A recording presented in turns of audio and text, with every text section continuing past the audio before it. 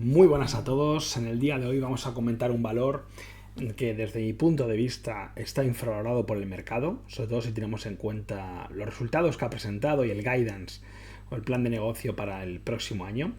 Y por otro lado también presenta un muy buen aspecto técnico con una formación de cambio de tendencia que ha confirmado en las últimas semanas y por lo tanto creo que podría tener potencial desde los niveles actuales.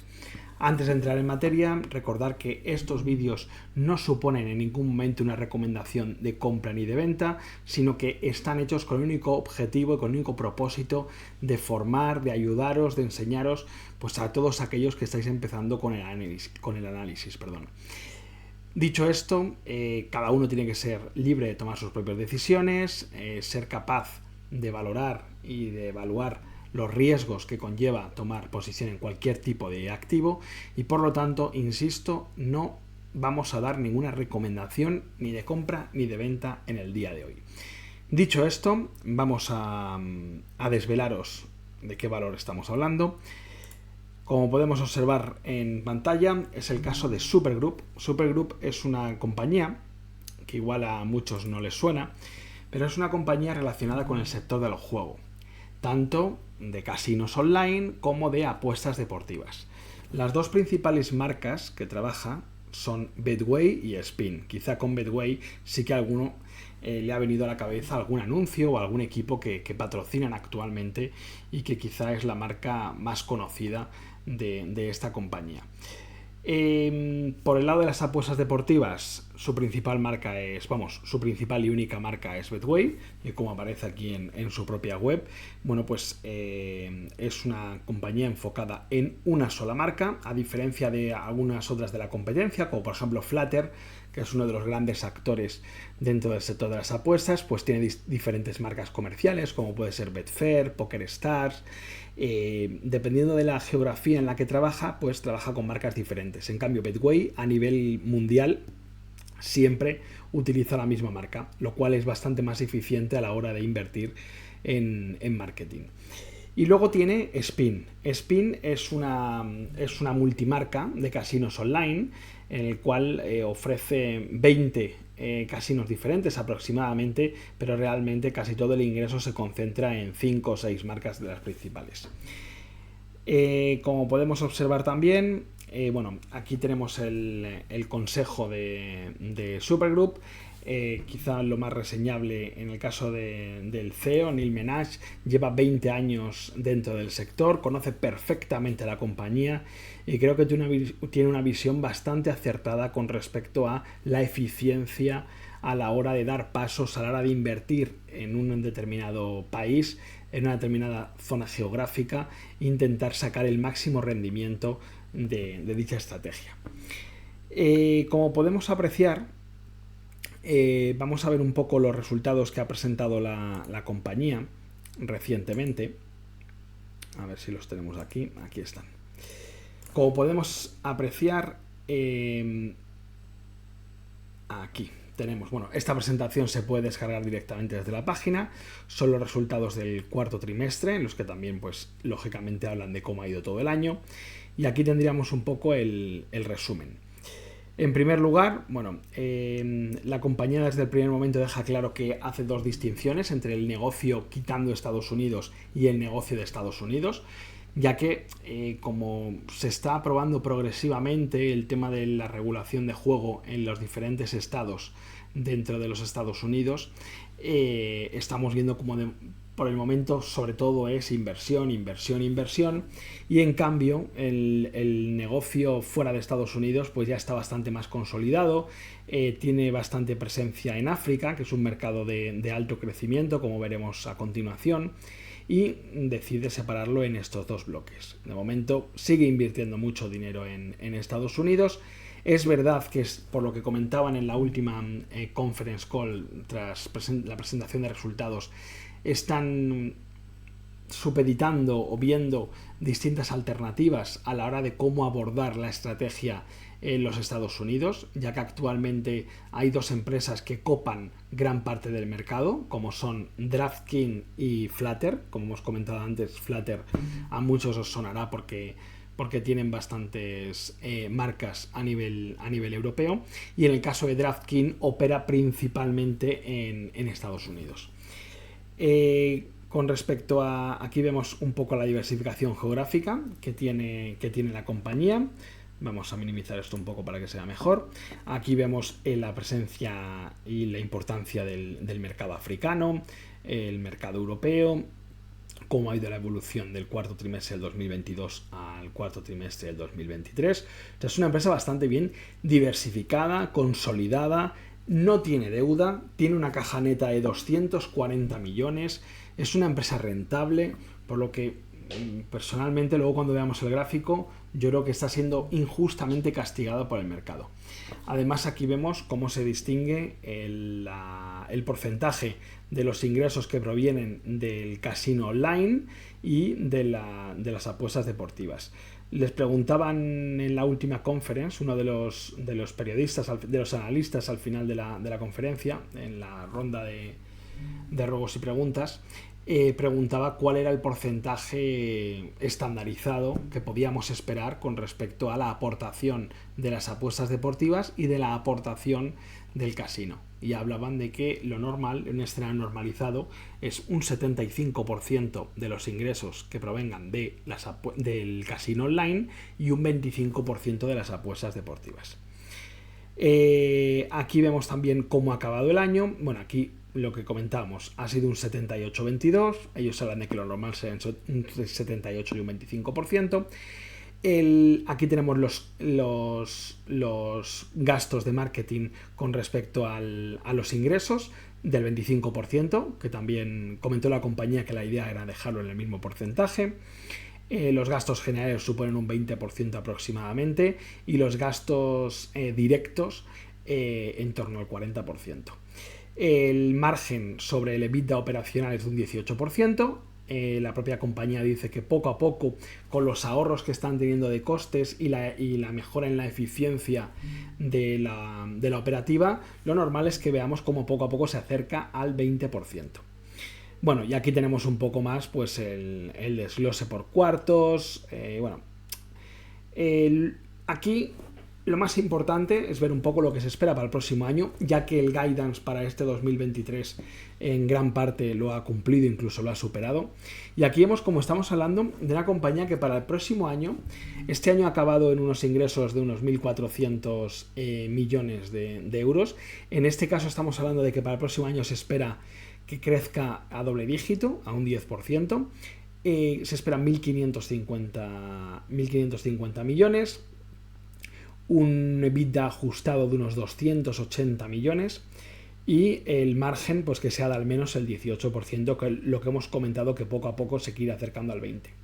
Y en cuanto a la situación en Estados Unidos, lo único que hablan, no detallan mucho, pero sí que lo único que hablan es que no se espera que el EBITDA ajustado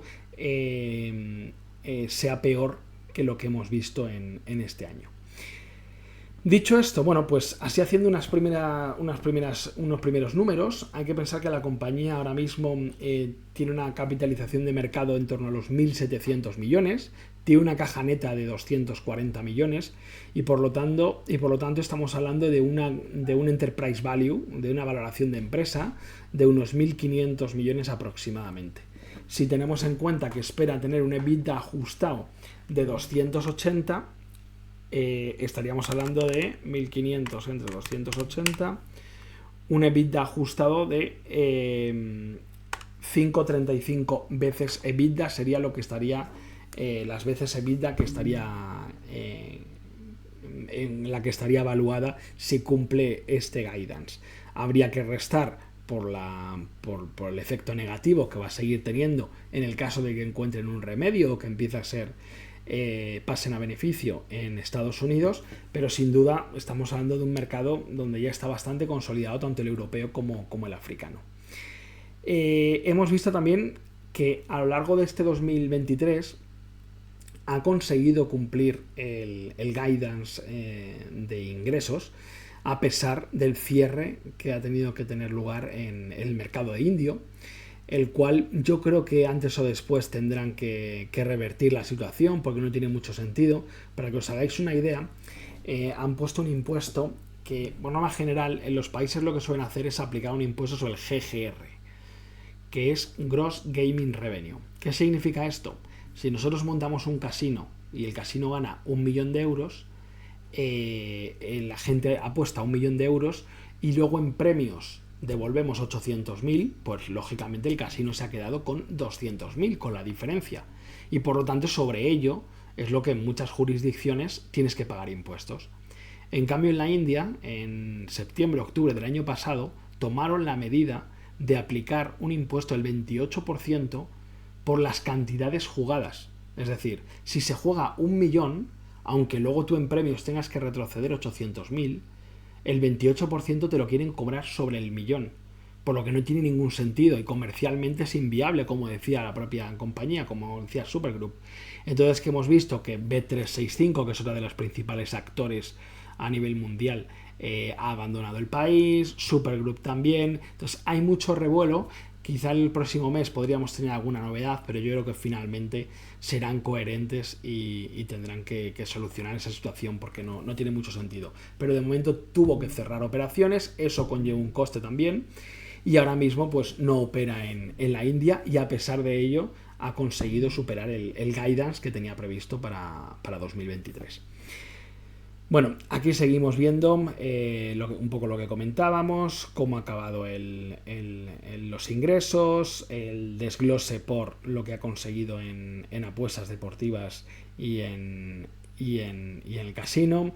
Vemos, como hemos comentado antes, que el total del revenue de este año ha sido de 1.400, para el próximo año se espera 1.550 y el EBITDA operacional, quitando la parte de Estados Unidos, sería 255 y se espera 280 para este nuevo año.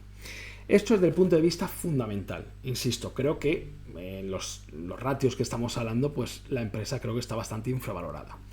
Si tenemos en cuenta el punto de vista técnico, como vamos a poder ver a continuación, vamos a poner aquí el gráfico, podríamos haber asistido a una formación de cambio de tendencia de medio y largo plazo, como es un hombro cabeza hombro invertido. Aquí tendríamos el hombro, aquí tendríamos la cabeza y aquí tendríamos el segundo hombro. Aquí tendríamos la superación de la neckline o línea clavicular y además podría estar realizando una formación de consolidación para quizá utilizar de apoyo la media de 200 sesiones y retomar las subidas con un primer objetivo en torno a los 3,90 o 4 dólares por título.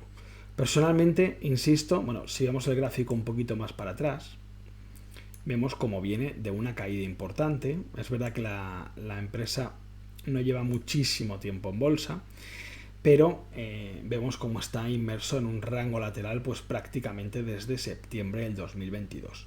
Yo creo que hay catalizadores suficientes para que veamos cómo antes o después acabe superando esa parte alta, esa zona de los 4 dólares.